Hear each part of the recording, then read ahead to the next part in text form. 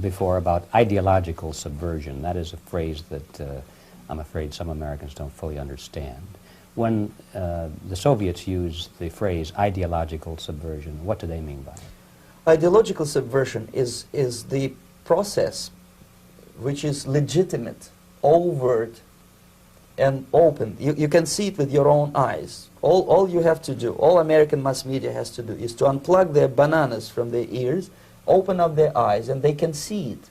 There is no mystery. There is nothing to do with espionage. I know that espionage intelligence gathering looks more romantic. It sells more deodorants through the advertising, probably. That's why your Hollywood producers are so crazy about James Bond type of thrillers. But in reality, the main emphasis of the KGB is not in the area of intelligence at all.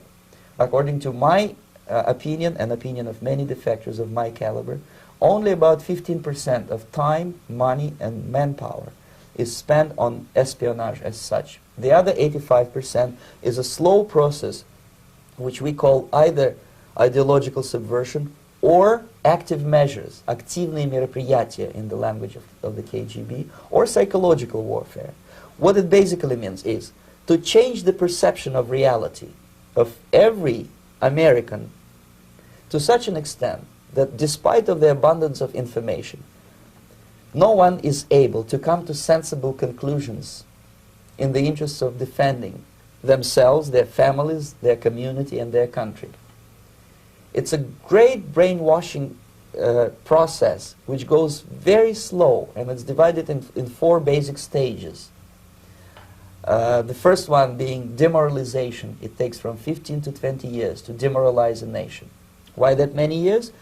Because this is the minimum number of years which requires to educate one generation of students in the country of your enemy, exposed to the ideology of the enemy. In other words, Marxism-Leninism ideology is being pumped into the soft heads of at least 3 generations of American students without being challenged or counterbalanced by the basic values of Americanism, American patriotism. The result you can see.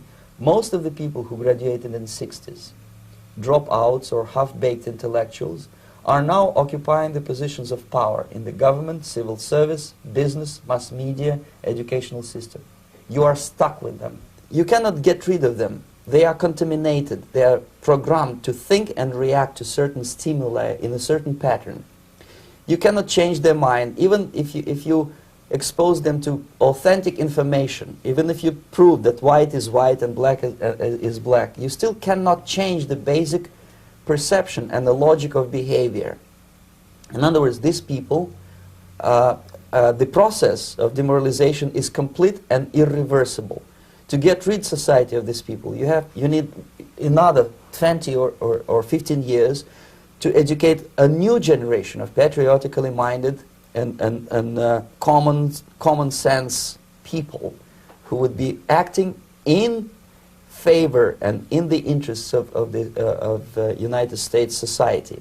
And yet these people who've been programmed and, as you say, in place, and Yes. who are favorable to an opening with the Soviet concept, these are the very people who would be marked for extermination in this country? Most of them, yes. Simply because the psychological shock when they will see in future what the beautiful society of equality and social justice means in practice, obviously they will revolt. They will be very unhappy, frustrated people. And the Marxist-Leninist regime does not tolerate these people. Obviously they will join the links of dissenters, dissidents. Unlike in present United States, there will be no place for dissent in future Marxist-Leninist America. Here you can get popular like Daniel Ellsberg and filthy rich like Jane Fonda for being dissident, for criticizing your Pentagon. In future, these people will be simply squashed like cockroaches. Nobody is going to pay them nothing for their beautiful, noble ideas of equality. This they don't understand, and it will be greatest shock for them, of course. The demoralization process in the United States is basically completed already. For the last 25 years, actually it's overfulfilled, because demoralization now reaches such areas where previously not even Comrade Andropov and all his experts would even dream of such a tremendous success. Most of it is done by Americans to Americans, thanks to lack of moral standards. As I mentioned before, exposure to true information does not matter anymore. A person who was demoralized is unable to assess true information. The facts tell nothing to him. Even if I shower him with information, with authentic proof, with documents, with pictures, even if I take him by force to the Soviet Union and show him concentration camp, he will refuse to believe it until he is going to receive a kick in his fat bottom. When a military boot crashes then he will understand, but not before that. That's the tragic of the situation of demoralization.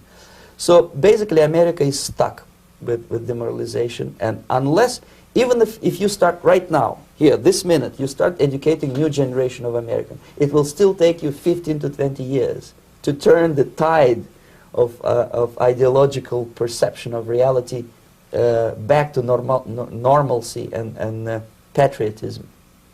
The next stage is destabilization. This time, subverter does not care about your ideas and the patterns of your consumption. Whether you eat junk food and get fat and flabby, it doesn't matter anymore. This time, and it takes only from 2 to 5 years to destabilize a nation, what matters is essentials: economy, foreign relations, defense systems. And you can see it quite clearly that in some areas, in such sensitive areas as defense and economy, the influence of Marxist-Leninist ideas in the United States is absolutely fantastic. I could never believe it 14 years ago when I landed in this part of the world, that the process will go that fast. The next stage, of course, is crisis. It may take only up to 6 weeks to bring a country to the verge of crisis. You can see it in Central America now. And after crisis, with a violent change of power, structure, and economy, you have so-called the period of normalization. It may last indefinitely. Normalization is a cynical expression borrowed from Soviet propaganda. When the Soviet tanks moved into Czechoslovakia in '68, Comrade Brezhnev said, "Now the situation in brotherly Czechoslovakia is normalized." This is what will happen in the United States if you allow all these schmucks to bring the country to crisis, to promise people all kind of goodies and the paradise on earth, to destabilize your economy, to eliminate the principle of free market competition, and to put a big brother government in Washington, D.C., with benevolent dictators like Walter Mondale, who will promise lots of things, never mind whether the promises are fulfillable or not. He will go to Moscow to kiss the bottoms of new generation of Soviet assassins. Never mind. He will create false illusions that the situation is under control. Situation is not under control. Situation is disgustingly out of control. Most of the American politicians, media, and educational system trains another generation of people who think they are living at a peacetime. False. The United States is in the state of war, undeclared total war against the basic principles and the foundations of this system. And the initiator of this war is not Comrade Andropov, of course. It's the system. However ridiculous it may sound, the world communist system or the world communist conspiracy, whether I scare some people or not, I don't give a hoot. If you are not scared by now, nothing can scare you. But you don't have to be paranoid about it. What actually happens now, that unlike myself, you have literally several years to live on unless the United States wake up. The time bomb is ticking. With every second, the disaster is coming closer and closer. Unlike myself, you will have nowhere to defect to, unless you want to live in Antarctica with penguins. This is it. This is the last country of freedom and possibility. Okay, so what do we do? What is your recommendation to the American people? Well, the immediate thing that comes to my mind is, of course, There must be a very strong national effort to educate people in the spirit of real patriotism, number one. Number two, to explain them the real danger of socialist, communist, whatever, welfare state, big brother government. If people will fail to grasp the impending danger of that development, nothing ever can help United States. You may kiss goodbye to your freedom, including freedoms to homosexuals, to prison inmate. All this freedom will vanish, evaporate in 5 seconds, including your precious lives. The second thing, the moment at least part of United States population is convinced that the danger is real, they have to force their government. And I'm not talking about sending letters, signing petitions, and all this beautiful, noble activity. I'm talking about forcing United States government to stop aiding communism. Because there is no other problem more burning and urgent than to stop the Soviet military-industrial complex from destroying whatever is left of the free world. And it is very easy to do. No credits, no technology, no money, no political or diplomatic recognition, and of course no such idiocy as grain deals to USSR. The Soviet people, 270 millions of Soviets, will be eternally thankful to you if you stop aiding a bunch of murderers who sit now in Kremlin and whom President Reagan respectfully calls government. They do not govern anything, least of all such complexity as the Soviet economy.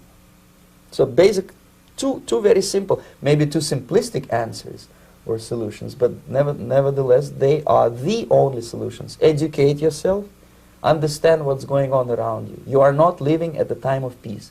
You are in a state of war, and you have precious little time to save yourself. You don't have much time, especially if you are talking about young generation.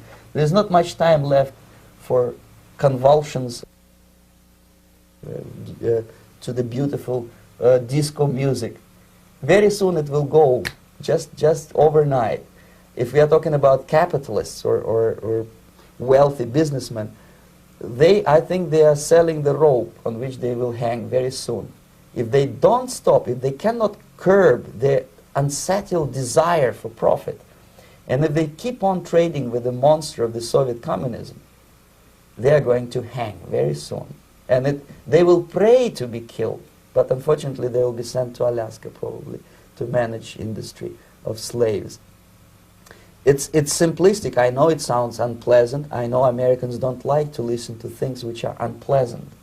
But I have defected not to tell you the stories about such idiocy as microfilm, James Bond type espionage. This is garbage. You don't need any espionage anymore.